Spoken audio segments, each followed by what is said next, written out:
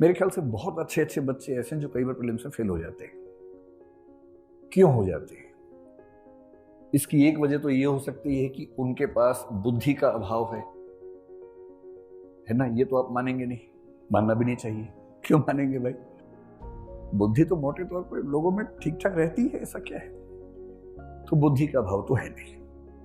एक आध कोई बच्चा ऐसा हो सकता है कि उसकी रीजनिंग बहुत कमजोर है, मैथ्स बहुत कमजोर है, इसलिए उसी से कर नहीं पाता, उसकी बात अलग है। लेकिन जनरली आप में से एक भी ऐसा बच्चा नहीं है जो इसलिए प्रीलिम्स पास नहीं कर पा रहा कि उसकी कैपेबिलिटीज में कमी है।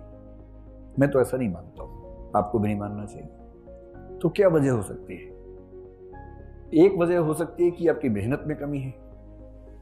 मेरा ख्याल है कि ये वजह भी ठीक नहीं है, क्योंकि पता नहीं क्यों पर मेरी समझ ये है कि जो बच्चे कमजोर बैकग्राउंड से होते हैं, और मोटे तौर पर ये कह सकता हूं मैं कि हिंदी माध्यम के या तमिल, तेलुगु, कन्नड़, मराठी, गुजराती माध्यम के बच्चे अंग्रेजी माध्यम के बच्चों की तुलना में सामान्यतः कमजोर पृष्ठभूमि से आते हैं।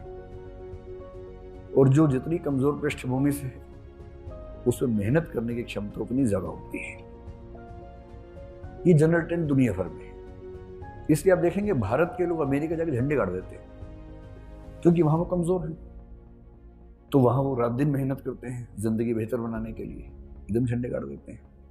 मतलब ये भी है कि यहाँ के बेस्ट लोग वहां जाते हैं, वो भी एक पक्ष है इसके पीछे। तो ये वजह भी नहीं है कि आप क्यों नहीं सिलेक्ट हो पा रहे। मेरी समझ ये है कि सफल ना होने की बेसिक वजह दो तीन है। एक तो है डिसिप्लिन, कि मेहनत करना लेकिन उसको डिसिप्लिन के साथ ना कर पाना। जैसे 3 दिन पढ़े तो ऐसा दशरथ माझी की तरह पढ़े, जब तक तोड़ेंगे नहीं तब तक छोड़ेंगे नहीं, इस भाव से पढ़े, और 3 दिन बाद 7 दिन के लिए लेट गए, एकदम आराम करेंगे। 3 दिन ज्यादा पढ़ लिए थे, उसके बाद से दिमाग में चक्कर आ रहा है तो वो ठीक करने के लिए सो रहे हैं। एक तो ये हो सकता है कि लगातार नहीं पढ़ पा रहे। दूसरा, मेहनत पर्याप्त नहीं होती ना। मेहनत से ज्यादा जरूरी है स्ट्रेटेजी।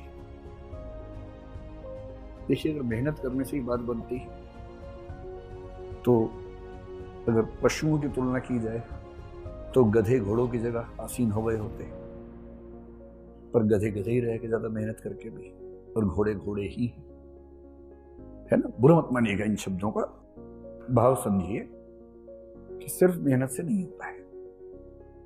कितनी मेहनत कहां करनी है, किस गति से, किस अनुपात में, किस त्वरा के साथ, किस त्वरा मतलब स्पीड के साथ करनी है, ये सब अगर गाइडेंस पूरी आपके पास हो, या तो स्ट्रेटेजी आप खुद बहुत अच्छी बनाने में माहिर हो।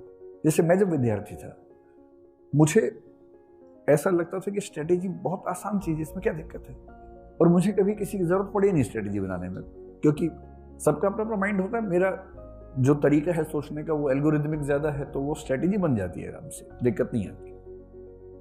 हर व्यक्ति का वैसा नहीं होता, कुछ लोग क्रिएटिव ज्यादा होते हैं, कुछ का अलग तरीके से दिमाग काम करता है, तो स्ट्रेटेजी में उतना दिमाग उनका नहीं लगता।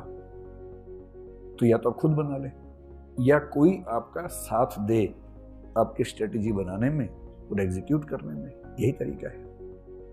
तो मैं स्ट्रेटेजी प्लस गाइडेंस एक साथ लिख देता हूं, तो आप समझ पाएंगे कि इस प्रोग्राम के पीछे हमारा मंतव्य क्या है, उद्देश्य क्या है। ठीक है। तीसरा क्या होता है, जैसे हम में से कई लोग ओवर कॉन्फिडेंस के शिकार होते हैं, कुछ लोग अंडर कॉन्फिडेंट होते हैं, और मैं अपनी क्लासेस में ये बात कई बार समझाता हूं, किसी के कॉन्फिडेंस से किसी के व्यक्तित्व का आकलन नहीं करना चाहिए। चारों संभावनाएं, जबरदस्त व्यक्तित्व, जबरदस्त कॉन्फिडेंस, ये हो सकता है। जैसे मोदी जी, ये भी हो सकता है कि व्यक्तित्व जबरदस्त ना हो पर कॉन्फिडेंस जबरदस्त हो। इसका एग्जांपल मैं नहीं दूंगा है ना।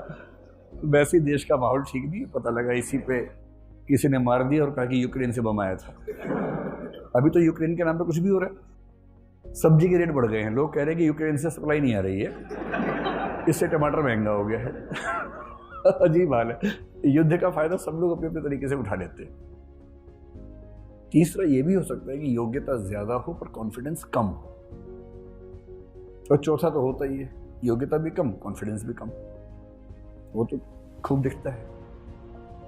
तो पहले मैं भी जब छोटा था आपकी तरह, जब मुझसे कोई बहुत कॉन्फिडेंस से बोलता था ना कि मैं तो आईपीएस बन के मानूंगा, मैं डर जाता था कि ये तो बन ही जाएगा, इतने कॉन्फिडेंस से बोल रहा है। धीरे धीरे कई अनुभवों से मैंने सीखा कि बोलने पे नहीं जाना चाहिए, और अब तो उल्टा हो गया है। प्रीलिम्स में 100 क्वेश्चन होते हैं, जब मुझे कोई बच्चा बोलता है ना कि 70 ठीक है, मैं समझता हूँ इससे तो नहीं होगा। जब कोई कहता है कि नेट स्कोर 140 प्लस आ रहा है, तो और मेरा अनुमान आमतौर पर ठीक निकलता है ऐसे मामलों में, नहीं ही होता है। फिर वो कई साल तक गीत गाते हैं कि गोला गलत भर दिया था, या रोल नंबर मैंने तो ठीक भरा था, जो इन्विजिलेटर था मुझे गुस्से में देख रहा था, उसने बाद में रोल नंबर चेंज कर दिया मेरा। ऐसी ऐसी बातें, इसी को गालिब कह गए हैं। हमको मालूम है जन्नत की हकीकत, लेकिन दिल के खुश रखने को गालिब ख्याल अच्छा है। तो ख्यालों में रहिए, क्या दिक्कत है। तीसरी बात जो मैं कहना चाह रहा हूं, आप दरअसल कहां खड़े हैं। दुष्यंत कुमार की एक पंक्ति मुझे बड़ी प्रिय है, तुम्हारे पैर के नीचे जमीन नहीं, और कमाल यह है कि तुम्हें इसका यकीन नहीं। पैर के नीचे जमीन है ही नहीं, खड़े हैं हवा में, और कॉन्फिडेंस ऐसा कि बाप रे बाप। तो याद रखना, तुम्हारे पैर के नीचे जमीन नहीं, और कमाल है कि तुम्हें इसका यकीन नहीं। ऐसा आपके साथ ना हो जाए। एक मैंने बड़ा अच्छा कार्टून देखा, एक फट्टा रखा हुआ है बैलेंस किया हुआ, उस फट्टे पे आगे एक आदमी खड़ा है, एक पीछे खड़ा है, इसीलिए बैलेंस है। पीछे वाला आगे वाले को लात मार रहा है, तो नीचे लिखा हुआ आ रहा है, लात मारने से पहले अपना भी देख लो, है ना। कई बार जरूरी होता है कि हमें अपनी जमीन का आइडिया हो। तो हमें ऐसा लगता है कि यदि आपके पास एक साइंटिफिक फीडबैक सिस्टम हो। साइंटिफिक फीडबैक क्या होता है, सारा खेल इसी का है। अगर आपसे कोई पूछे मेंटरशिप क्या है, तो बोलना साइंटिफिक फीडबैक मैकेनिज्म। मूल रूप से ये हमें ये पता ही नहीं होता कि हम कौन से सेगमेंट में कितने अच्छे हैं, कहां कितने बुरे। सब सेगमेंट, टॉपिक, सब टॉपिक, कंसेप्चुअल प्रश्नों में अच्छे हैं या फैक्चुअल में अच्छे हैं, कितना टाइम ले रहे हैं। ऐसा तो नहीं कि हम ठीक कर रहे हैं पर बाकी लोगों की तुलना में टाइम ज्यादा ले रहे हैं। और जब हमें अपनी एक एक चीज, एक एक अच्छाई और बुराई का साइंटिफिक फीडबैक ना मिले, तो हम अंधेरे में तीर मारते रहते हैं। और इसी प्रोसेस में देखिए, प्रीलिम्स जो है ना, पढ़ाई का खेल है नहीं। दरअसल पढ़ाई तो एक पक्ष है, जिसकी स्ट्रेटेजिक थिंकिंग बेहतर है, प्रीलिम्स उसका निकलना बहुत आसान है। और जो स्ट्रेटेजी में कमजोर है, रणनीति में कमजोर है, उसका प्रीलिम्स निकलना बहुत मुश्किल काम। बेसिकली हम ये करना चाह रहे हैं कि आपको अपनी तैयारी के एक एक पक्ष में साइंटिफिक फीडबैक मिल जाए, और साथ में एक ऐसा व्यक्ति मिल जाए जो आपको मेंटरशिप यानी कि मार्गदर्शन, साथी की भूमिका में आपके साथ खड़ा हो सके, जो आपसे सीनियर हो, जो उन चीजों से निकला हो जिनको आप झेल रहे हैं, और वो आपको बता पाए कि देखो इस चीज में दिक्कत है तो इसका ये समाधान है, ऐसे करो। आपका हाथ पकड़ के आपको आगे लेके जा सके। अगर ये सब हो जाए, क्या होता है कि 2, 4, 5 नंबर से ही अटकते हैं हम लोग आमतौर पे। वो 5 नंबर की यात्रा बहुत मुश्किल नहीं है इस प्रोसेस में। और इस वजह से हमने इन सब चीजों को मिलाकर एक कंसेप्ट बनाया। हमारी एक बड़ी टीम, करोल बाग में कुछ लोग हैं, कुछ ये हमारी टीम है, सबने मिलकर प्लानिंग की, ताकि जो भी बेस्ट हो सकता है वो सारा यहाँ के बच्चों को मिले। और मैं अपनी इंग्लिश की टीम का भी शुक्रगुजार हूँ, उन लोगों ने बड़ी हेल्प की।